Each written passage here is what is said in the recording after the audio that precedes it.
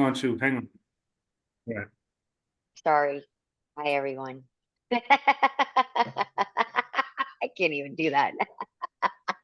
Welcome to Athletics LLC. Again, one of these times, like it's the in-person recordings when you get to see it and it happens, and you're like, yeah, well, that's why that beginning of that one video makes sense now. Oh boy. Well, it is conference week, and if you can't tell, we are in the thick of it. In the thick is not even like the beginning of the description of what this is. So let's go ahead and start the conversation. Governor, how are you doing today? Well, just like I think everybody sends no jump zone. Today was a travel day. We got to Birmingham, went to the mall for 2 hours, waited until the rooms were ready. Oof. Got to the hotel, took me a nice 90-minute nap, went down to UAB for a shakeout, had dinner, and now I'm ready for tonight's show. So all good. That food hall. Oh wait, I don't know where you guys are staying, but there's a food hall near the Crossplex. Mm-hmm. Top 10 recommend. Mm-hmm. Good Yes, stuff. absolutely. Yeah. Love that place. There's a barbecue spot that's like 10 minutes from the crossplex, but you might don't go by yourself. Oh my gosh.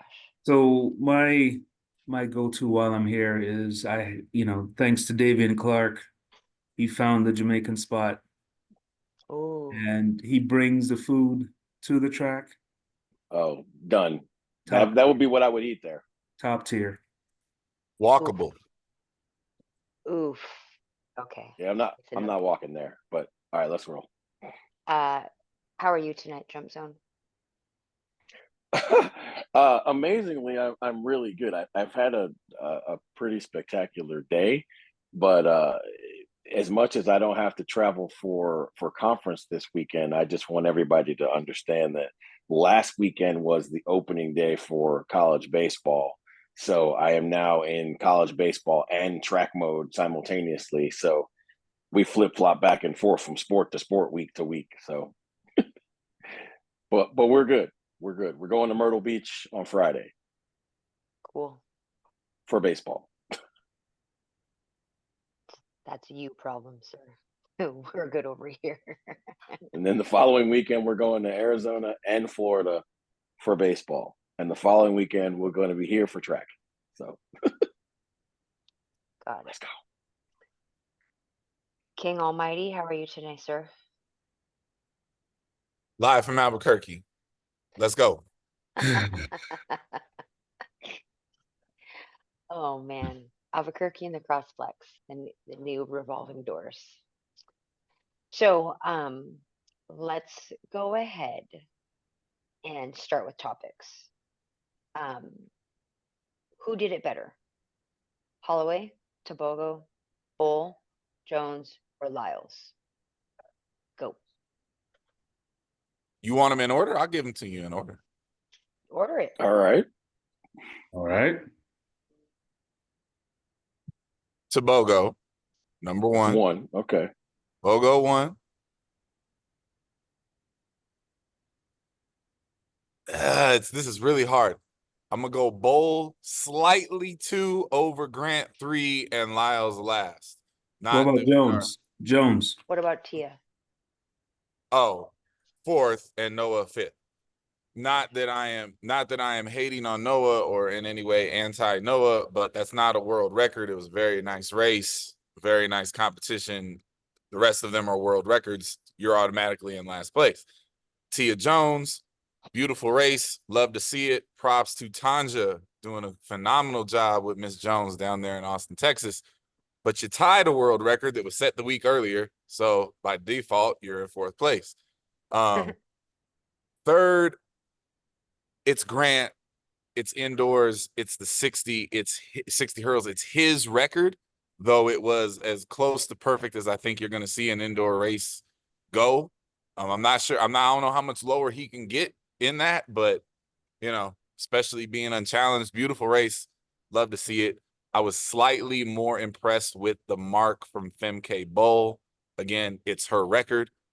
So you have that tie there, but I was just slightly more impressed with that record.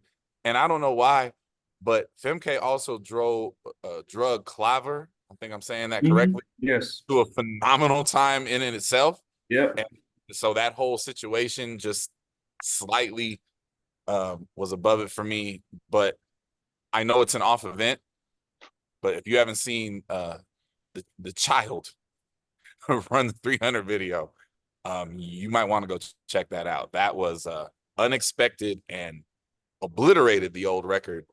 Very, very special. So there it is, 1 through 5.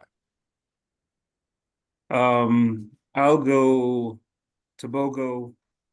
I'll go Bowl, Holloway, Jones, Lyles, which is exactly what you said, right? Yes, sir. Yeah.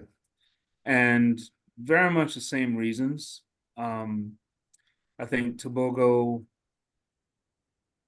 has now sparked the imagination of the entire world when it comes to what is this guy really? Yes. Where are we headed?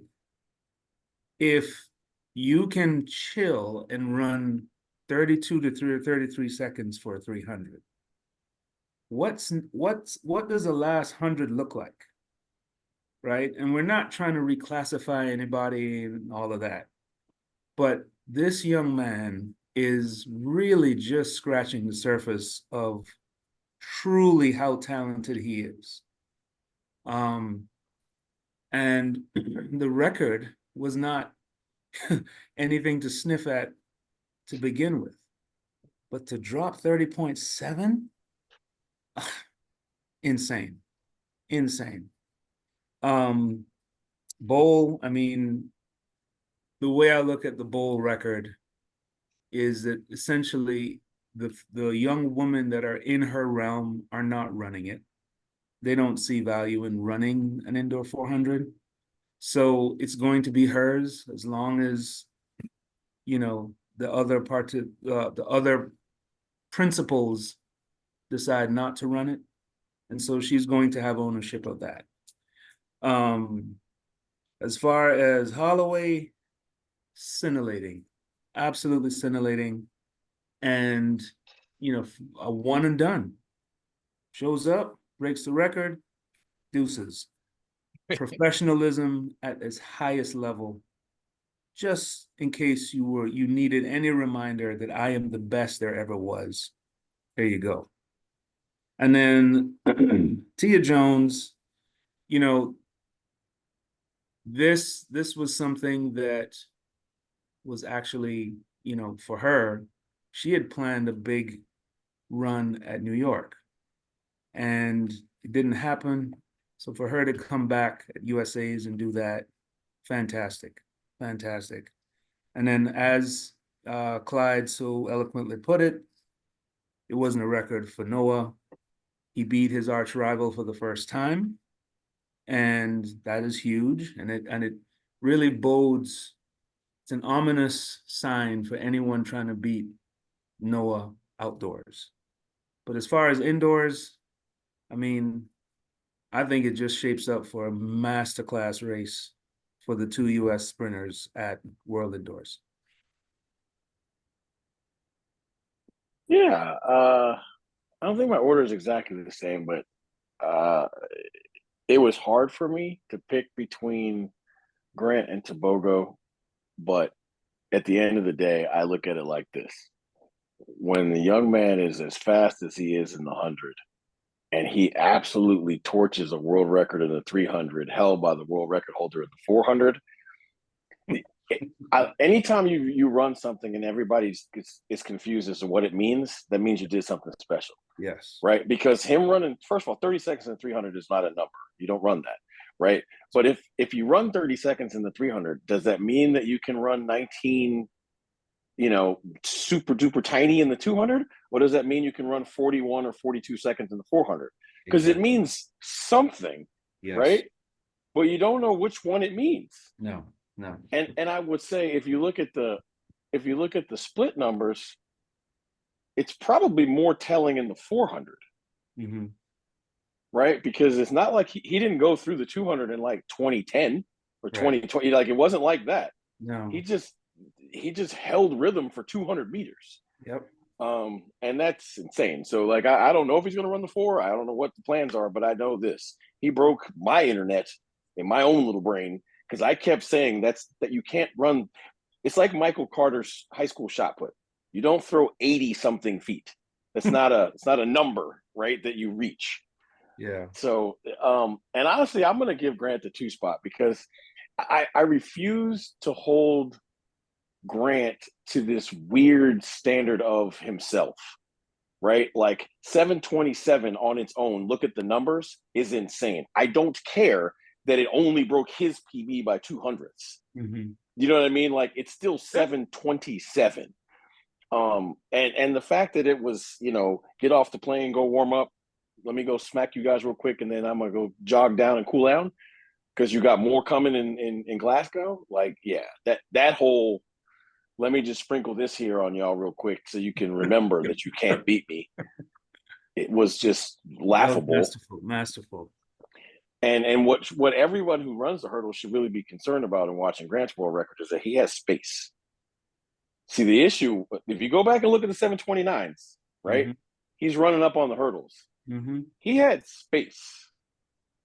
And the reason that's important is because if he has space, there's room going down the track. Yep. So there's a big problem for his run, and Noah's run mean the most outdoors, right? Tobogo's run is confusing to all of us because we don't know what it means. It could mean the most outdoors, but it might mean nothing. Right. Right. But we know for sure Noah's race means a lot outside, and we know for sure that Grant's run that way means a lot outside. No, that's very well said. We said it amongst ourselves, and texted the Sir Lucius. If you are a fan of the hurdles, if you're a student of the hurdles, if you love the hurdles, go rewatch the 727. It is very, very different Mm-hmm. Yes. than world records before that. And to your point, of all of those, it will mean the most of the 5 later on, because that from 4 to 5, that Mr. Holloway is a whole ass problem. Yes. He's a whole problem historically. Yes. I'm inclined to give Tia Jones a little more juice, and here's why. Yes, the world record, which had stood for a while, right, was just broken last week, but she tied the world record, and then later that day missed the world record by hundredths of a second.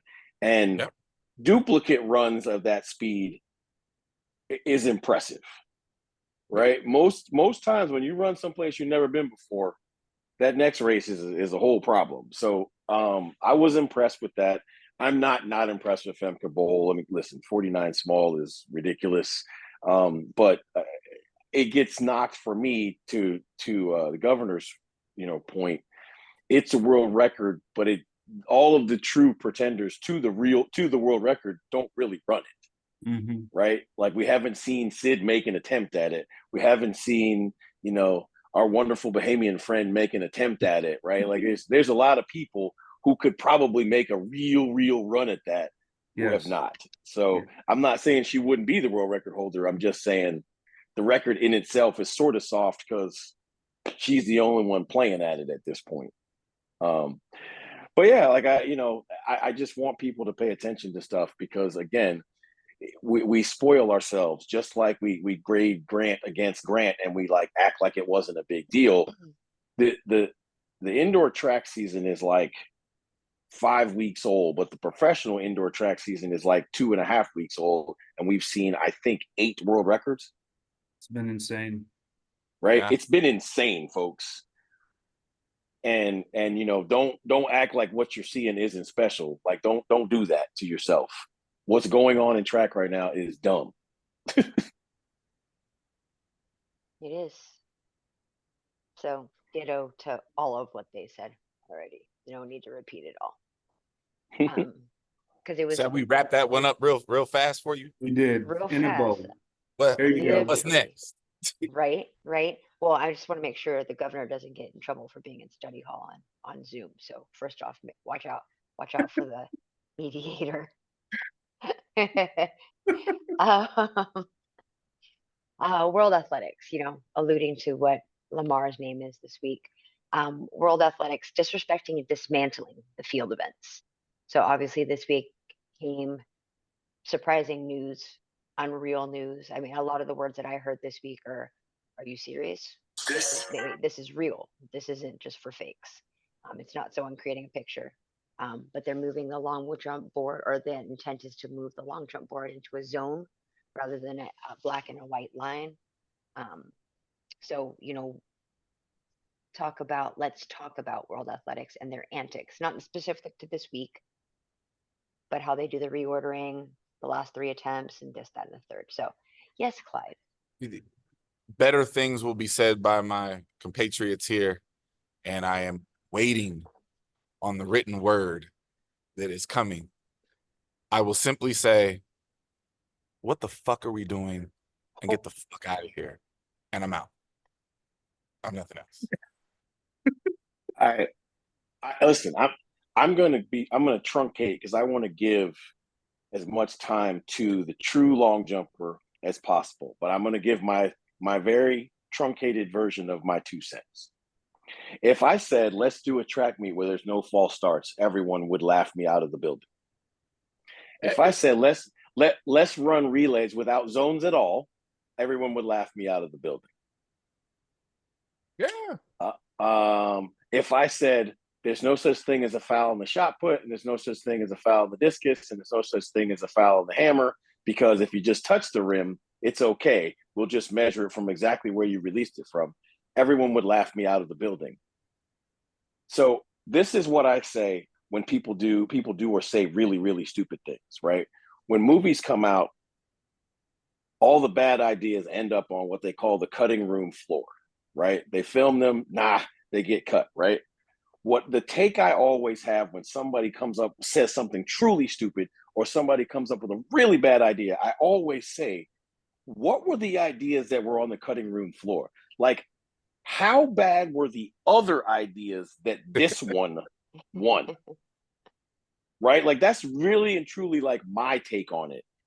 What other nonsense did somebody in that room suggest that this idea won? Because I say this in all sincerity, World Athletics has done some monumentally stupid things in the last 5 years. And this is so much stupider than all of those, that all of those now seem like good ideas. Yes, I said stupider, and I said stupider on purpose, right? Because that's how you should describe this. Like, do you guys remember when we thought it was a crazy idea that they weren't going to have the triple jump in most of the Diamond League meets? Remember when Christian went off on that rant? Okay, think about how much brighter of an idea that sounds like now in comparison to this, right? The world record holder in the triple jump qualifies in the long jump in her triple jump shoes, but we disqualify the mark because the padding in her shoes is too big, right? Again, that's a really, really stupid distinction, but that doesn't sound dumb in comparison to this. So I just keep asking myself, what more things do they have in store for us? Because they're going to pick up the things that are on the cutting room floor and bring those back up. I got one for you before the governor goes. There's too many missed shots in basketball, so we should make the rim bigger. Much bigger and lower. Yes, lower and bigger. Who knows? So the mere fact that the CEO of World Athletics is on the record with this quote, and I quote, "We are looking at all the disciplines, particularly the field events, and going, right, how do we make them better? At the World Championships in Budapest last summer, a third of all the jumps were no jumps, where athletes stepped over the front of the takeoff board. Well, that doesn't work. That's a waste of time." Waste of time. So we're testing at the moment a takeoff zone rather than a takeoff board. We'll measure from where the athlete takes off to where they land in the pit. That means every single jump counts. It adds to the jeopardy and drama of the competition.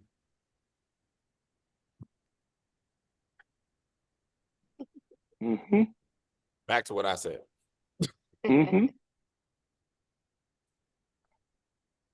So I think I'm gonna start from the outside in. All right. If you go back in time, you know, when 860 and 870 was a thing, all right, on a weekly basis, all right, if somebody, Carl Lewis, Larry Myrick's, Mike Powell, whatever, came down on their first jump and jumped 860 plus, okay, chances are he would not be jumping anymore. Mm. Okay, so let's just Carl start there. Lewis in the '84 Olympics. All right. So what he's talking about is he's implying that every jumper is going to jump every jump. So you create this zone, and whoever masters the zone comes down, jumps 880 on his first jump. And he's that much better than everybody else. He's not jumping anymore. He's not. He's going to move on to the next competition. The essence of the long jump, the triple jump, you just need one jump. Okay? So what he's talking about is not what's going to happen. Second of all, he's poo-pooing the fact that a third of the jumps were fouls.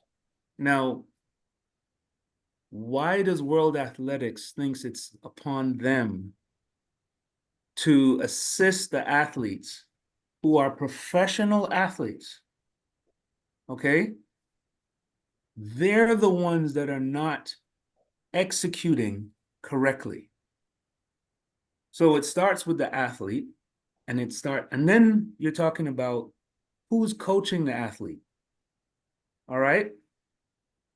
No jump zone, myself will tell you all the time. The long jump will drive you to Jesus. And the reason why is that the faster you are, the more you have to steer. Not stare, S-T-A-R-E, steer, S-T-E-E-R. You have to have the capacity while you are running at full speed to understand spatial awareness, to understand I'm running and I'm about to kill myself, but I'm also understanding I have this much space to get 4 steps in, boom, boom, boom, take off. Right? I will never forget Carl telling me that fouling is a choice. It is a choice. It's not something from up on high. Oh man, I fouled again. Damn. No. We all have the ability to stare to the board. I think today's athletes, and most of them, choose not to. You can imagine the shock in my mind when I'm talking to a first-year athlete and I ask them, hey, when you're running down the runway, do you look at the board? And they're like, no, we were told not to look at the board. And I'm going, whew, deep breath. I could go on for days. Thirdly, whatever.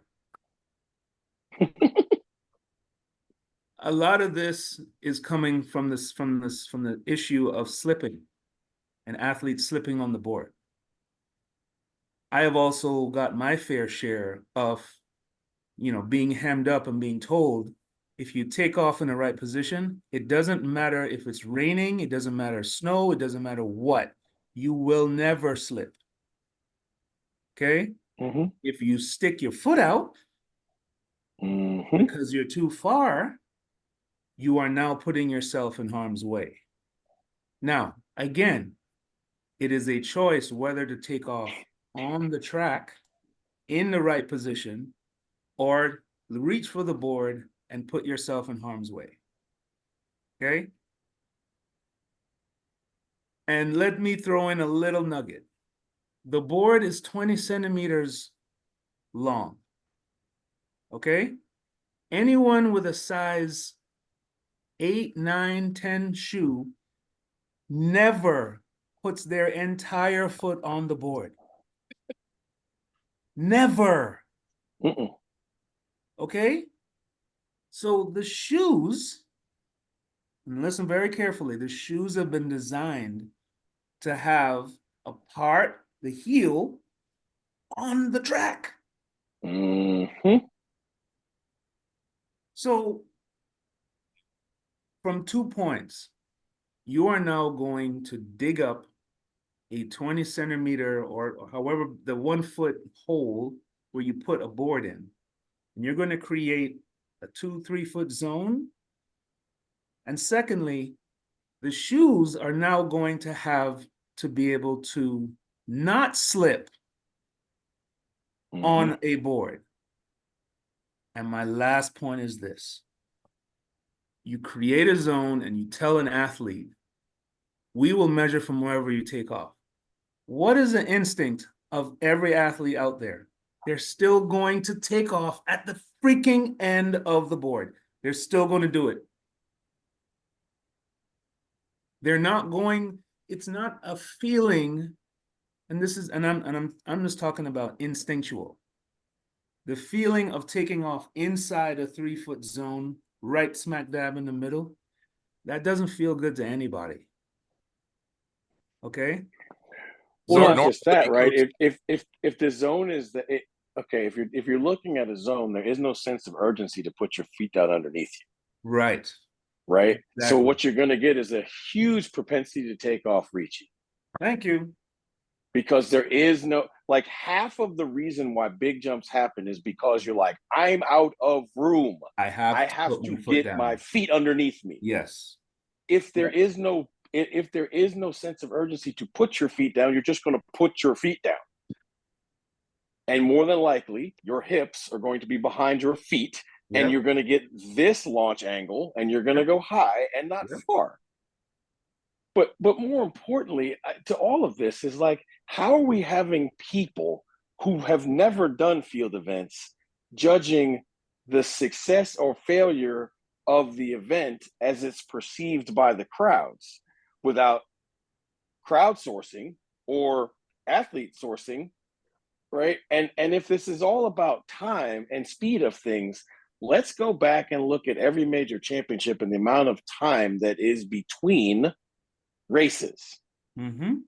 Right? Like, I'm not a proponent of this, but let me just say this right now. You would tighten up the schedule real fast if you did what always happens at early season meets when there's too many teams. Rolling schedule. Rolling schedule. Right? Every coach You're- is smart enough to have a general idea how long things take. Get there for your hour and a half beforehand, Yep. and be warmed up and ready to go. You 2 warm up events before one yours. time. You warm up Yeah. one time, Mhm. and Yes. you're ready for 2-3 races. Bam, bam, bam. Get in, get out. But that's too much like sense. And further than that, right? It's like, I'm not picking on any races, so nobody at me.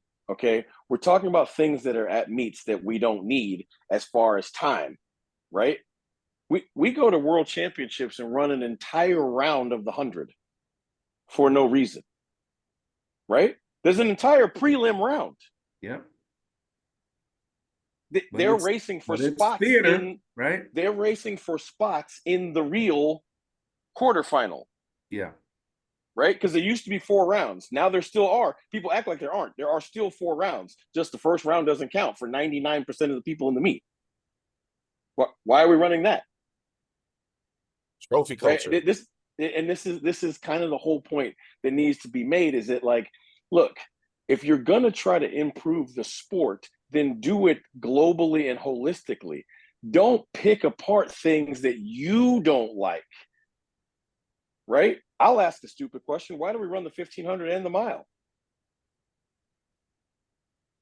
Right? Again, these are things that, look, my mom who doesn't really understand track, she just knows her baby ran track, right? She doesn't really understand track. These are the questions she has asked me over the years. That's the epitome of romanticism.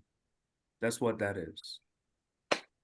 Right? So, like, at the end of the day, like, I need the athletes to take their power and say, this isn't happening. And it's been that's what needs to happen. And it's been very refreshing to see Spanovich have her say. Burrell has had his say. I mean, multiple athletes have already, said, what are we doing here, folks? And perhaps loading the idea, putting it out there and watching it just go down in flames could make this thing disappear just as quickly as it appeared. But this is nothing new. I remember the point in time when they were trying to limit the approach to 40 meters. You couldn't go any further. I remember when they went from 90 seconds to 60 seconds to 30 seconds. To 30 seconds. That was the wild one, was the 30 That seconds. was crazy. I do I remember mean, that. the final three where the favorite jumps first. Yeah. Yeah. And And they think that's successful. That's the bad part. They think that one is successful. I mean, terrible come idea. on. It's a terrible idea. Well, we shall see how this plays out, because they've ruffled quite a few feathers, so it'll be interesting. Next, I mean, as we sit in the vibe of what do we look forward to most into conference championship weekend? Sure, go ahead. I am very, very much looking forward to two things. One, how the new look Big 12 plays out as a conference championship. I'm for real looking forward to that, because this is the only time the Big 12 will ever be like this, right? Because you still have Texas and Oklahoma, and you have some new folk. Nope, because in the following year we pick up 2 more. I know, but I've looked at what that 16 looks like. What I'm saying is, when you take out Texas and like Oklahoma, makeup. Okay. yes, the makeup of it. This particular group of 14 is a very, very interesting group of 14. And the Big 12 meet, in all of their awesomeness, decided to go from 3 days to 2 days. So I'm seriously looking forward to that. The other thing, and I look forward to this every, 3 years or whatever the rotation is. Anytime the SEC meet is at Arkansas, like, you have to pop popcorn and watch. Like I'm being serious. Every time the SEC meet is at Arkansas, something happens where you're like, nah, dog. My favorite, and this is a game that all of you can play at home. Play what doesn't make the final.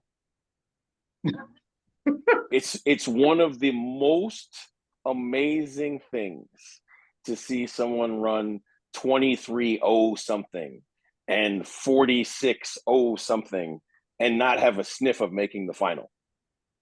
Right? That's a fun game to play. So those are my two things I'm looking forward most to this year's conference championships. Go ahead, Chuck. I was gonna say, I know you gotta go. Yeah. To keep it super clean, the two things in general I'm looking most forward to is similar to what No Jump Zone referenced. I'm looking at what won't get in. Not in any one particular conference final, but sprints, hurdles, jumps, throws, distance. The top 16 is the most brutal it's ever been across the board.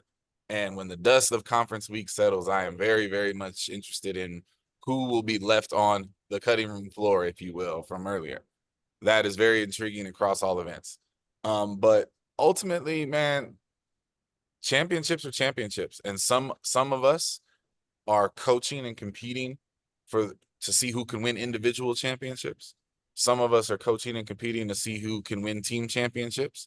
And some of us are in a position to be doing both.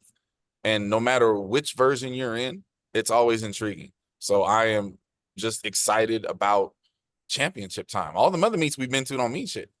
That's just practice with jerseys. This is the first meet of the year that actually means something, and I am here for championship time.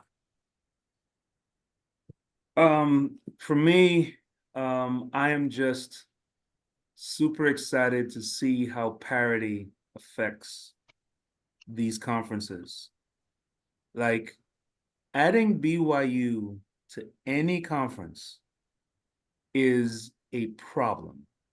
Yeah. Okay. I was able to watch them run. We were at New Mexico 2 weekends ago. And I'm sitting there, I'm going, uh-oh. This is something. And it just adds another element of this is going to be harder. And I don't care any way you swing it. If you're a distance program, if you're a sprint program, it doesn't matter. The Big 12 is going to become very much like the SEC, where you are going to have to make a choice as a program who you are, and you're going to have to be very good at who you are. And I think the bigger that these conferences get, it's going to force you as a program to really hone in on whatever line we're going. The Oklahoma States of the world, they've already made their decision, right? The Texas Techs of the world have already made their decision. They already know, and they're already telling the world, hey, if you're going to beat us, you better be good in this area, right? We know what the Arkansas formula is. That's what it's been for decades, right? So I'm just really intrigued to see how things play out and how the points are broken up. And it's going to, I think it's going to force a lot of schools to make some very tough decisions as far as what they're going to be going forward. Well, if you guys would like, I can put a little cam on at our Big 12 conference. Oh, and yes. you can see it I'm all here for from that. my perspective. I'm here for that. We're all here for mic'd up Chew.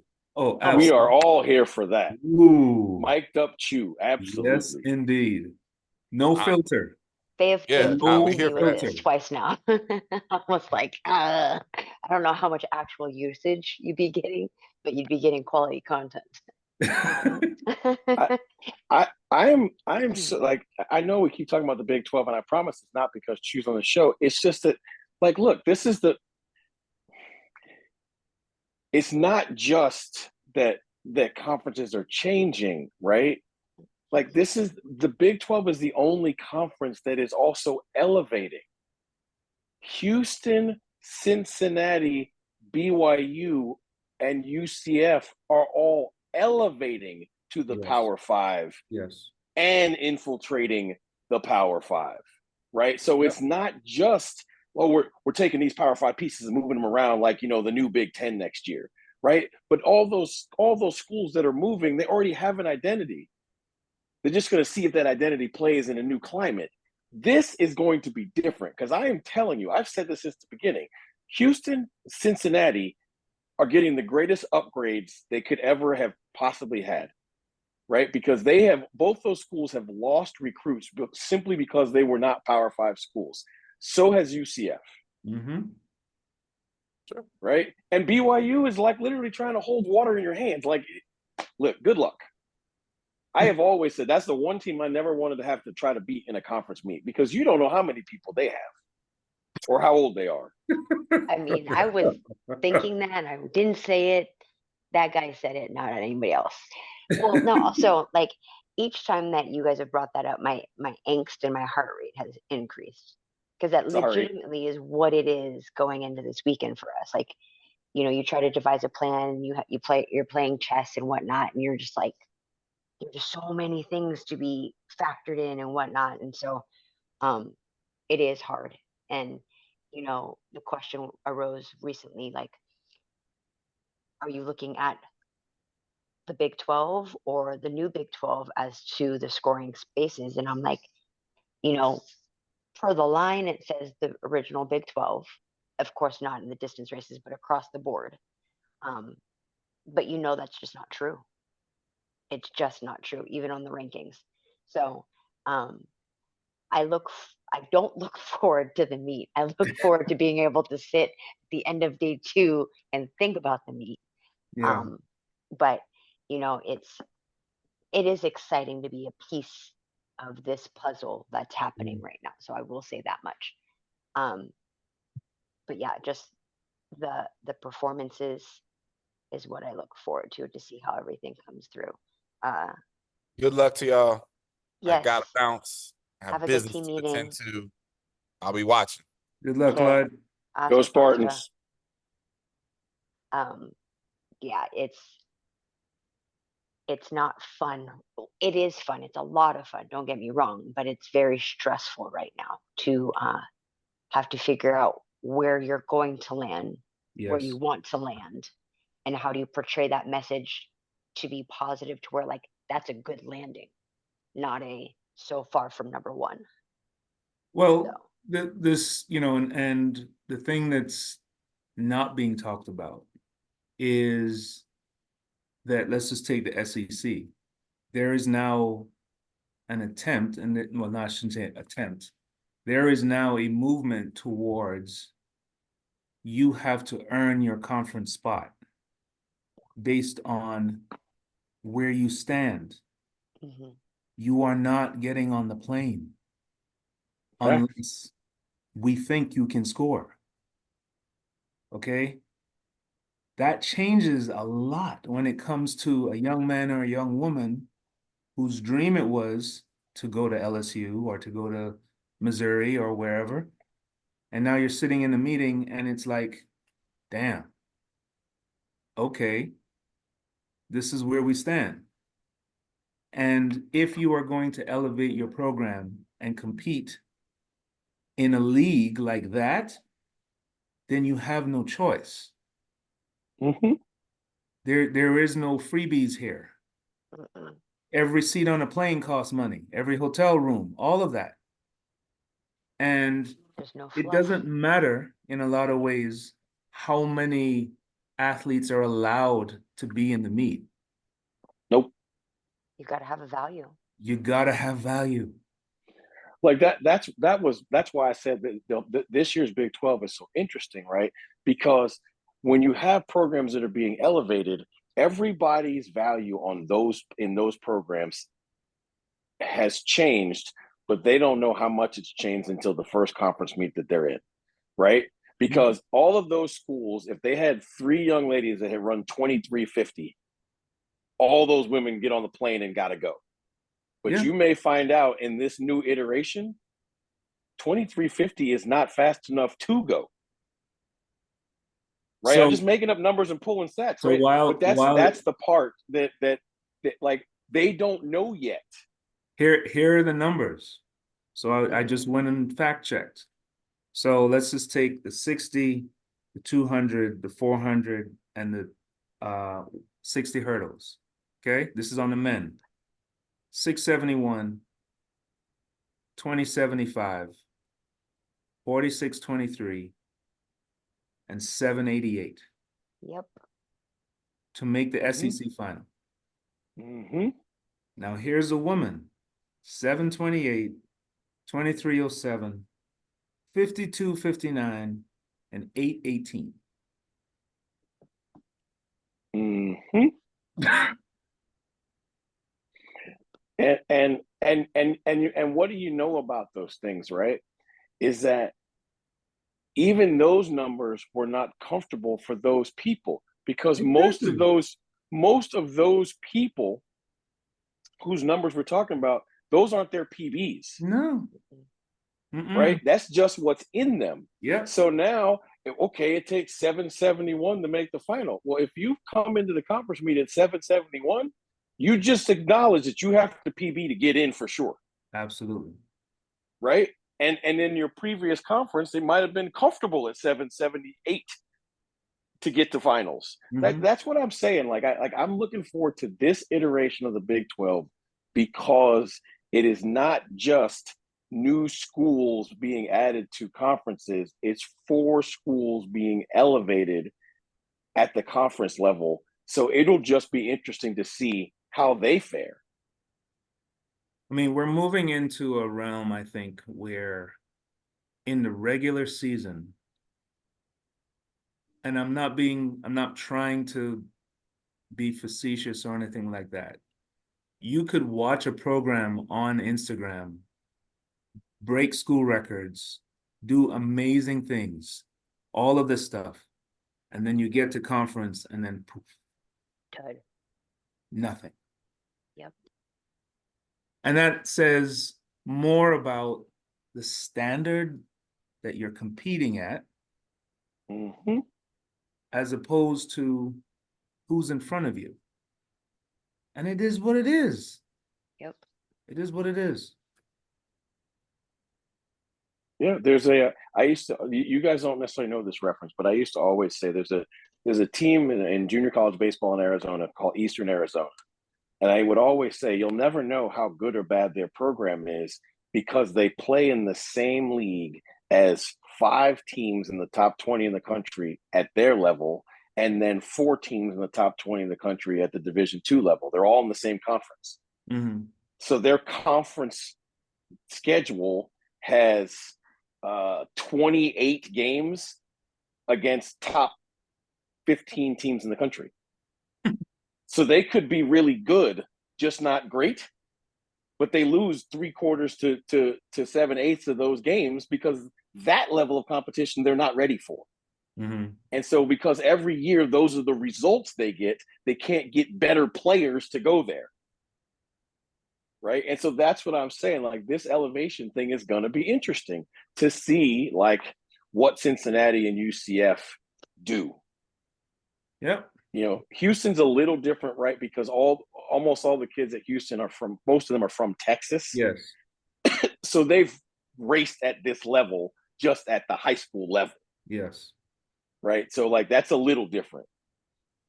But we'll see. It's going to be, like I said, I'm looking forward to it because it's different and it will be entertaining. Very much so. Not a plug. It'll be on ESPN Plus if you want to watch it.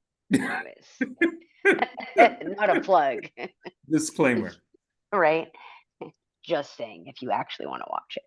But in true conference week form, that's it. That's all, folks, because we got conference meets to watch, like I said, and we've got PT timing, record timing, flash results, all these things to be on and updating, and make sure you go to the bottom and hit refresh every 15 seconds, turn the off the button. So other than that, it's been fun. We'll see each other next week. Bye, everybody.